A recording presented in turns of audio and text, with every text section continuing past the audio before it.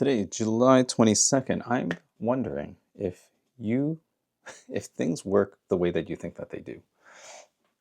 Broad question, but do they?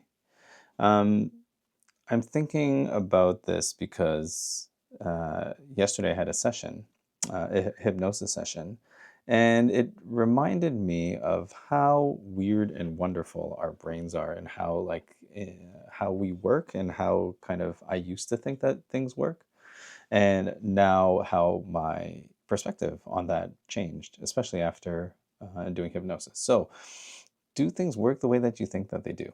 And maybe a good way to test this is when you think of like approaching or taking an approach to do something, and you follow all the steps that you need to, do you get the outcome that you are expected to get?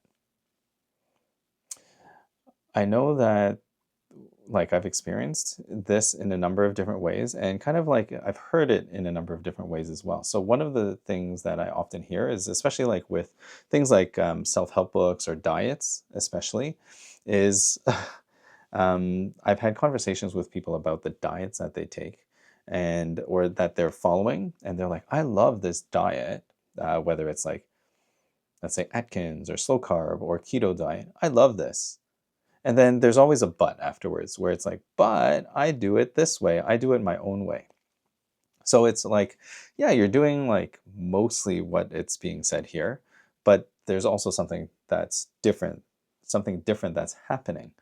Um, when I was doing the slow carb diet, this was in around 2010, 2011, I did my best to follow along. And that was a pretty easy-ish diet to follow.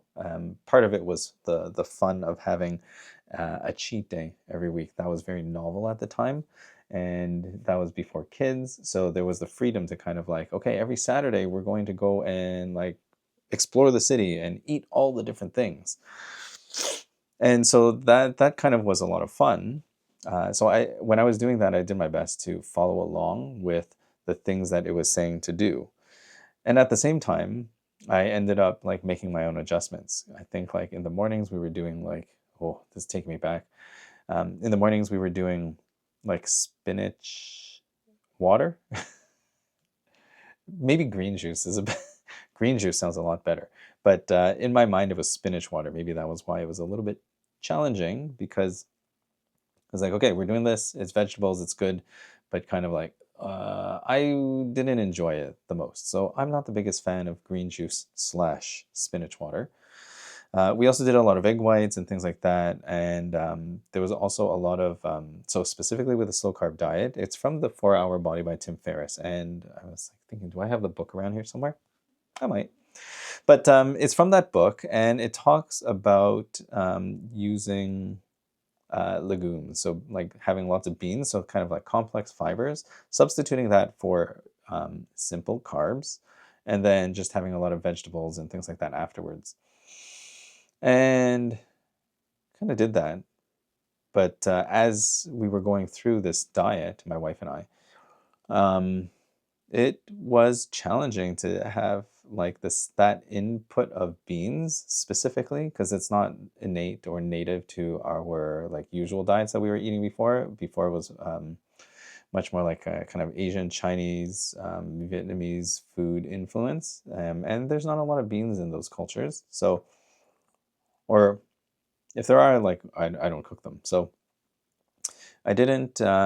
We didn't really have good ways of preparing beans. There were some ways that we liked better, but then eating beans like all the time, I feel like I've said beans like 15 times just now.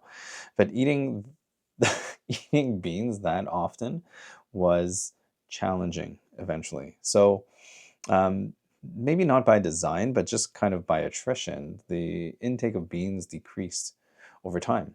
And the diet was still working. I was still like leaning into the whole cheat day thing. Oh, some of those meals. I wonder if I have pictures of them still.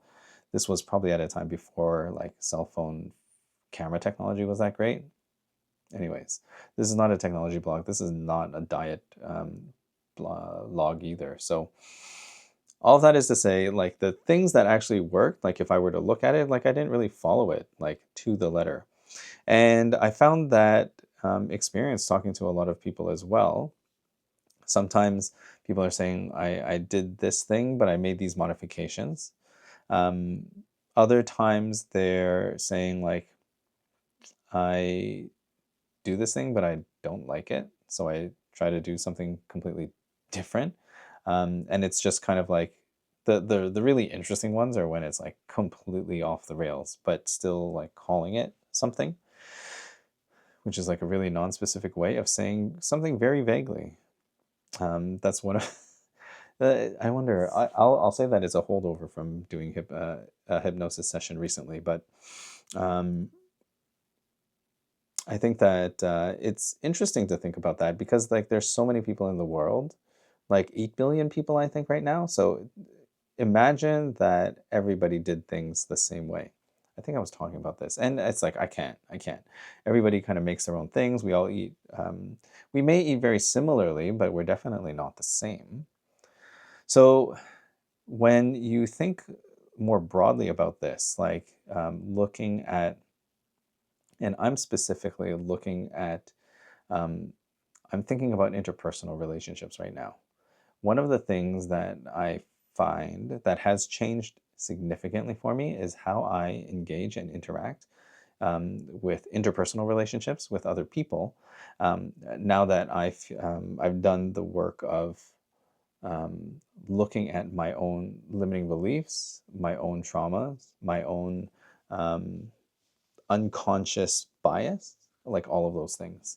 And I'm not saying that I'm completely arrived. I don't think anybody ever gets there because we all still live in this human experience. We all still have a layer of like this physical, for example, that we are constantly um, tied down to. And tied down is not a very nice way of saying it because it's almost like, oh, like, um, makes me think of spiritual bypassing, where it's like, I'm so spiritual that I float higher than everybody else and all of these things. But then there's like distinctly physical things like experiences, feelings, emotions, thoughts that we all have. And I think oh, I hear this idea every so often on social media that being human is a spiritual experience. You are spirit having a human experience. I heard one video talk about it in the sense that, like if you were a glove, then like the idea of God would be the hand in the glove kind of thing. Um, and then like if you extend that further to like some more less like specifically religious like notions of God, but extend it out to let's say like Tao, where Tao, the Tao Te Ching, the Tao, the eternal Tao, is something that can't be named and is just everything basically. Like think about that. If everything exists in existence, the totality of that is this thing that we refer to as the Tao. It's something that we can never fully grasp because of our limited perspectives, and that is kind of the lot or experience that we're coming to that we are here to experience. Um, so like the nature of our understanding of things is often different and it can change. So we may take on kind of beliefs or understandings, basically implementing models into our life that sometimes like outlive their usefulness. Some trauma responses are like this. So for example, if you have a trigger for like a specific type of thing that happens, so maybe let's say for whatever reason, a loud noise triggers fear in you, right? That pattern.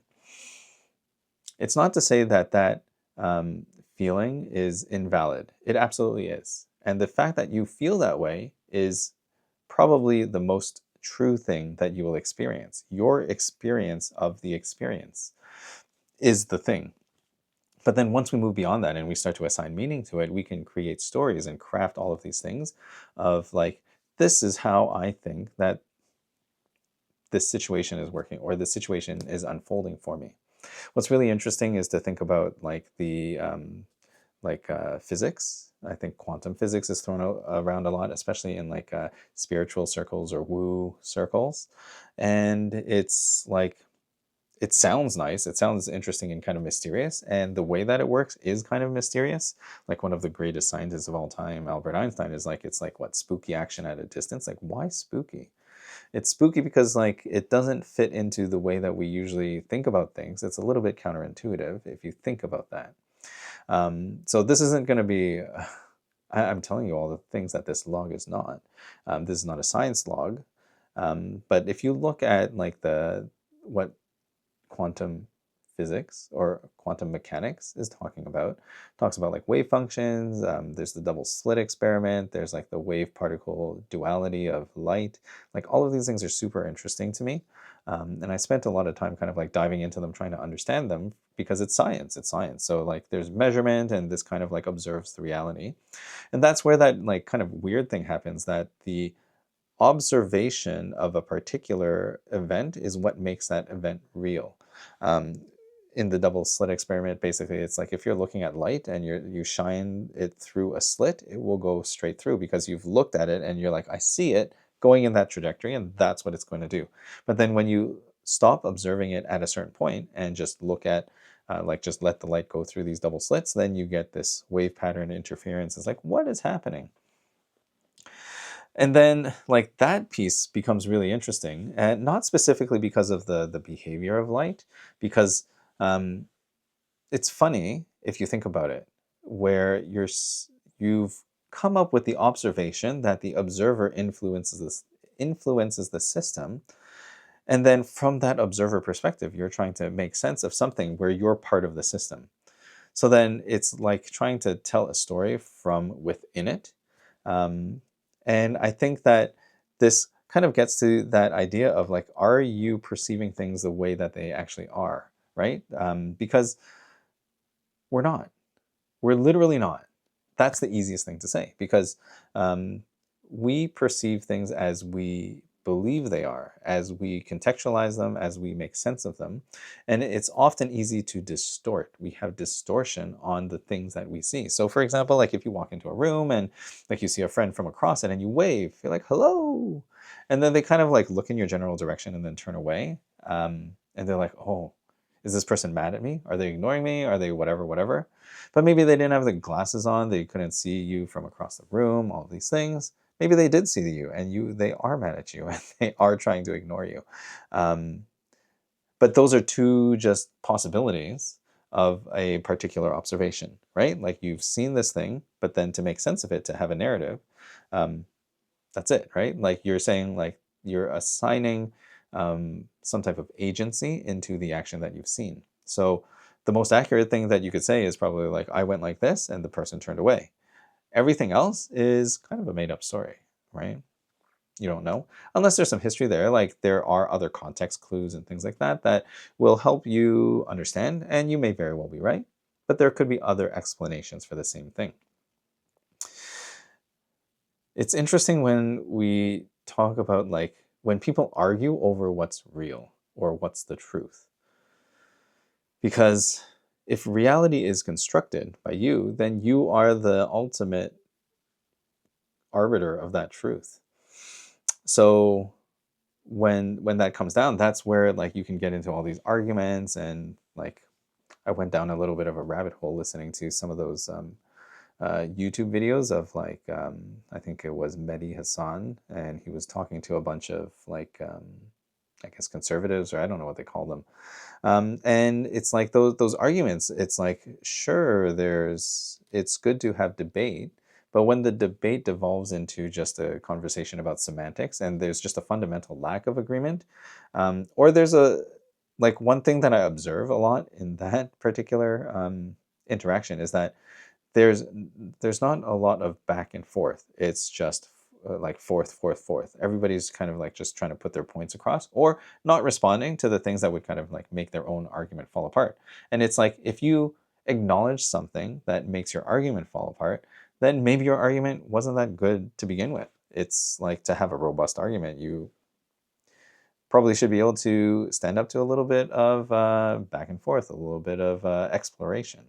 Not necessarily criticism, but just to be open to the fact that somebody has a different viewpoint than you, a different truth, a different reality. And that's kind of where the piece of like trying to change yourself comes in, because like how do you know, like is what you think about the way that you have to change accurate? I think that there's a lot of things that are said about how you change your habits and things like that, for example, or like the idea that change is hard, is something that's prevalent. Whenever there's talk about change management, it's like change is something that needs to be managed. It's difficult. And if you approach it with that perspective, it can be difficult. At the same time, it's really not that difficult. The difficult part is having people realize that the change is already happening. This is why we could hear a lot of stories about like things getting left behind, right? Where the fundamental momentum of a organization or a object, for example, when it gets so large, it begins to move slow. When it begins to move slow, it loses momentum. When it loses momentum, it doesn't want to change anymore because changing is hard. Like from that physical kind of lens, it's like to get things moving again, it would be very difficult.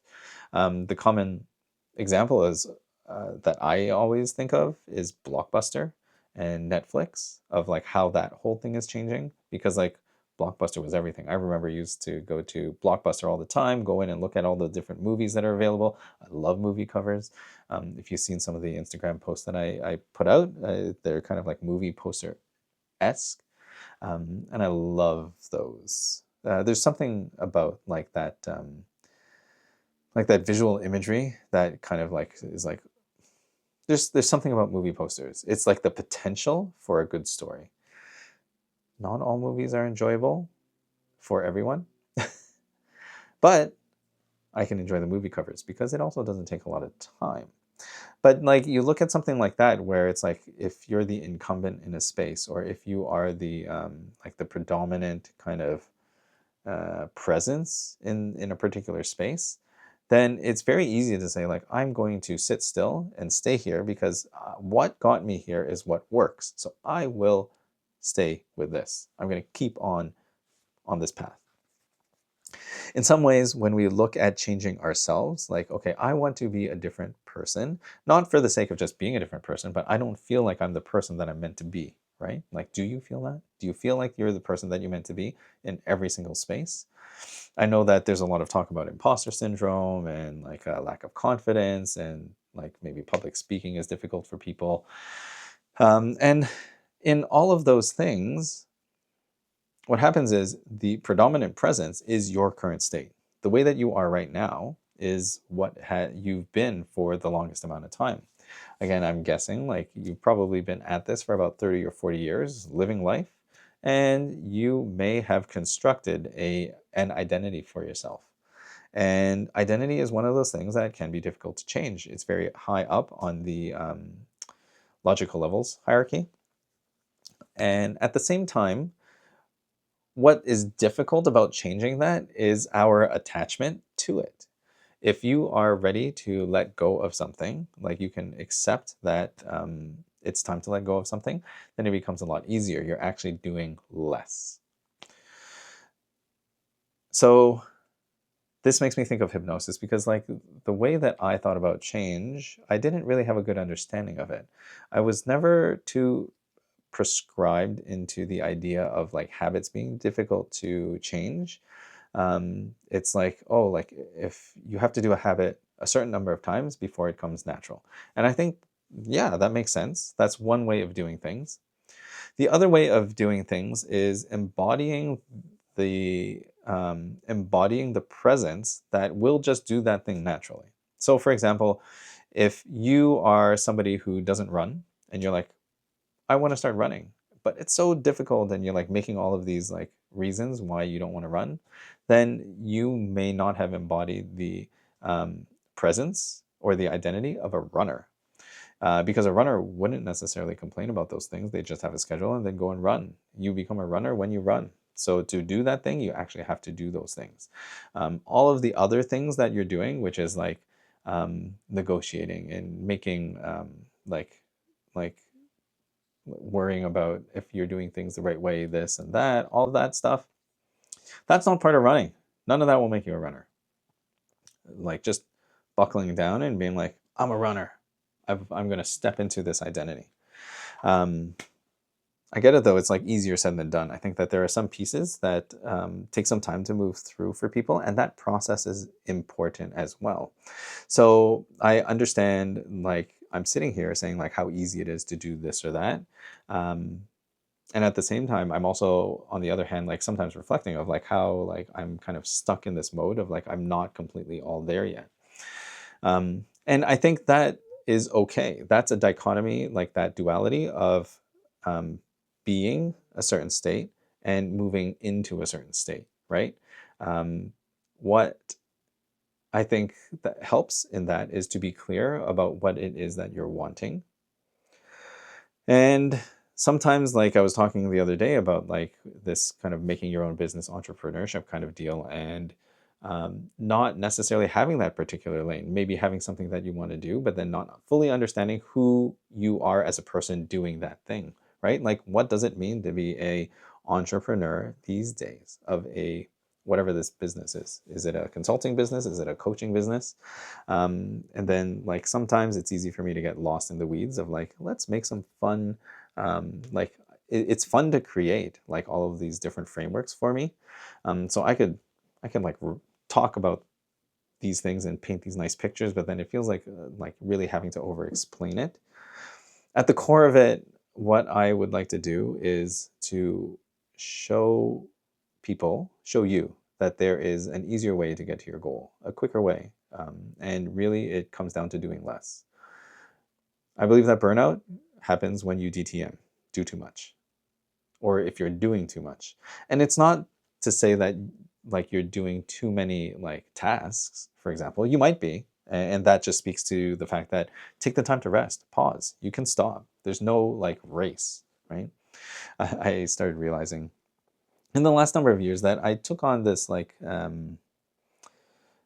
I there was like this feeling that I always had to rush through things and that I wasn't doing things fast enough, and that's a lot of conditioning for myself. Part of it was maybe from an open heart center, feeling the need to prove myself and be worthy um, of love and affection and attention, through being capable of doing things quickly. Like that was something that was conditioned into me, and I realized that it's not true. It's not true. And like my inherent worth is not tied to any of that. And your inherent worth is not tied to any of that either. Chances are 1 out of 4 of you that are watching this video have a defined heart center. So you may not have this problem, but the other 3 of you may deal with feelings of worthiness and feeling the need to prove yourself. When I realized this in my human design, I was looking at my chart, I was like, open heart center, one of the challenges is this thing, then having that reminder that there's no need for me to prove myself. And that reminder, embodying that feeling of not needing to do anything for approval was so freeing. It was very nice. And that's changed a lot. Like it's had kind of like a subsequent kind of like a domino effect of like how I now show up in a number of different spaces. It's just a different decision. It's embodying a different feel, a different vibe of entering into a space. So what I what I'm meaning to communicate here is that things don't work the way that you think that they do. Even if you think that you have an understanding of things the way that they work for you, that's cool. The most important thing about how you're understanding and that understanding that you hold is how useful it is for you. If you're finding that your understanding is keeping you in place, maybe if you like that, continue doing it. 100%. If you have a belief that keeps you stuck where you are and you like that, continue doing it because you like it. That's what you want. And if that's not what you want and you're feeling stuck and you're like, oh, like I think that I need something different, it's as simple as doing something different. and thinking about it in a different way, our minds actually don't work that logically. Like we create the story and we create our experiences after the fact.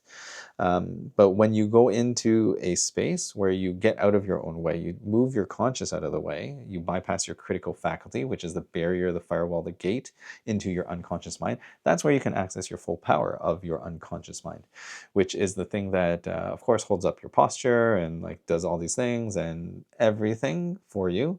Um, all of the things that you've learned are stored in your unconscious. So then when you are walking, you don't literally think about like, okay, I need to flex this and tense this and relax this and like do all those things. That would be so difficult because of all of the different muscles that are required for walking. So there is a reason that we can do things unconsciously. And sometimes what happens there is like we get those triggers or we get those like reactions because a feeling leads to the assignment of a meaning. And then that meaning dictates our action. So if we think that there's danger because of this mundane thing that happens, but in our past we had a pattern to understand that it was harmful in some way, then we might take an action to avoid that that stimulus, whatever caused that feeling. But really, ultimately, that feeling is the experience, and what changes is how you label it. Um, I love the idea that every truth is a half lie. All truths are half truths. And what that means to me is that people see things from different perspectives. What holds true for you in one instance could be very untrue for in another instance, especially because everything is context dependent. Um, I wish I had a good example in my pocket. The one that I think about is the one that Mike Mandel shares, which is like if you painted your face blue, like your whole body blue, and you ran down the street, that might not be too cool. But then if you did that and it was like a Leafs game, like we're in Toronto, it's a big hockey city, and you were a Leafs fan, and there was a Leafs game, maybe they were in the playoffs, then you would probably fit right in. So the truth can be changed based on your context. And sometimes when you are looking to make a change, it's as simple as that, of understanding what the different contexts are, looking at things from a different perspective. One of the challenges becomes is that you are in the problem. You are part of the problem, right? And only when you acknowledge that you're part of the problem can you make a change to yourself to fix the problem. Yeah, and this kind of ties back to that idea of like quantum mechanics, of like the observer effect, and how like we as observers are part of the system.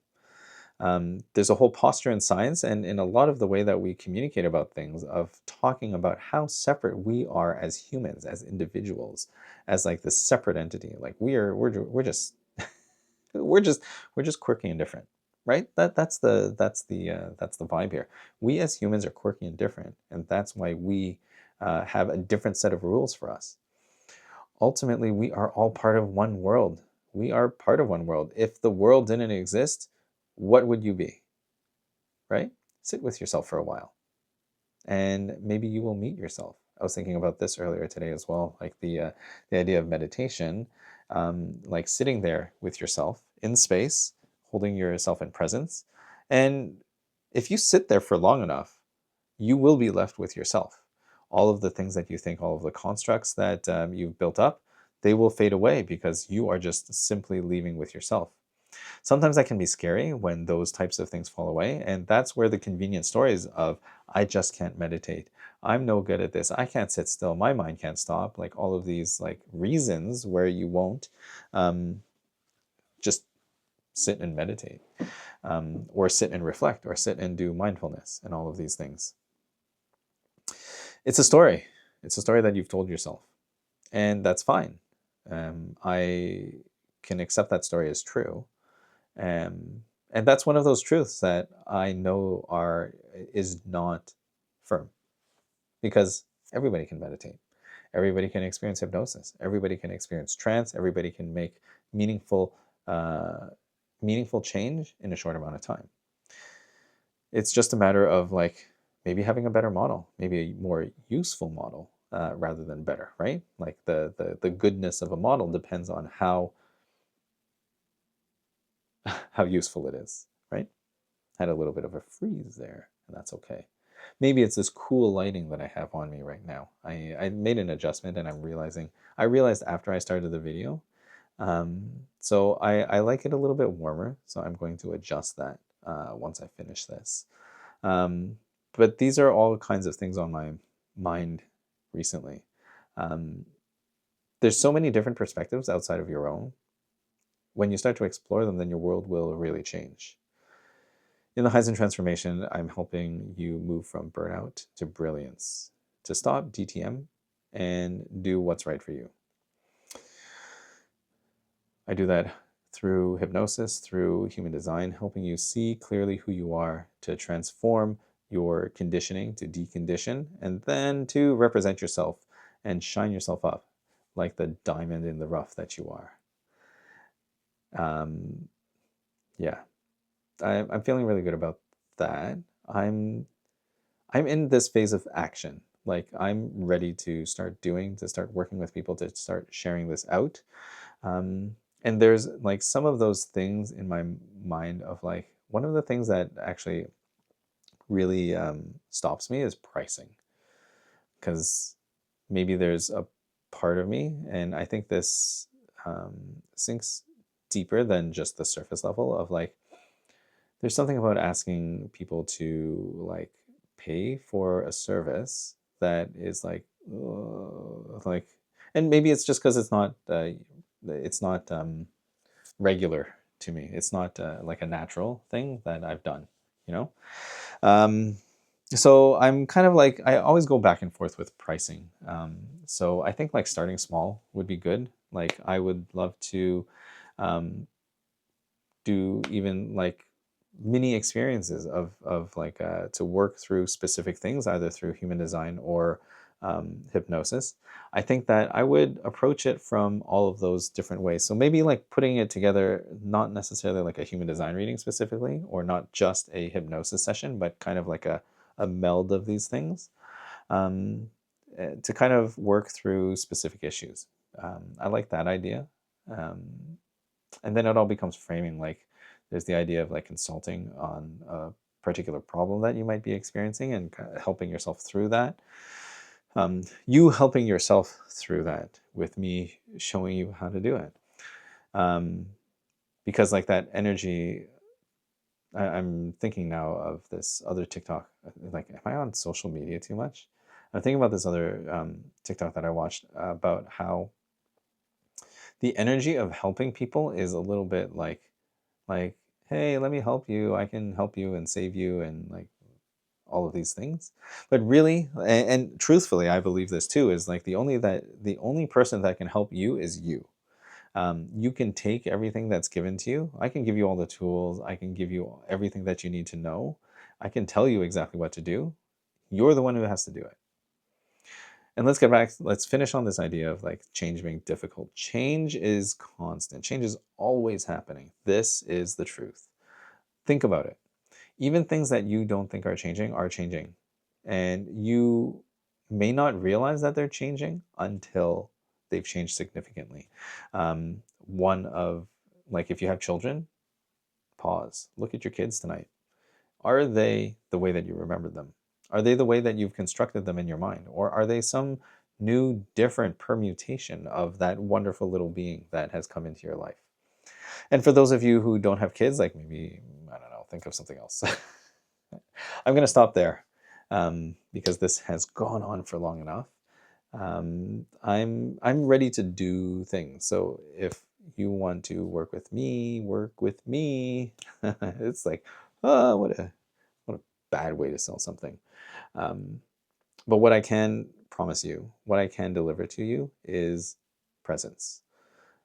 I think that even if you just need someone to listen, I'm here for you.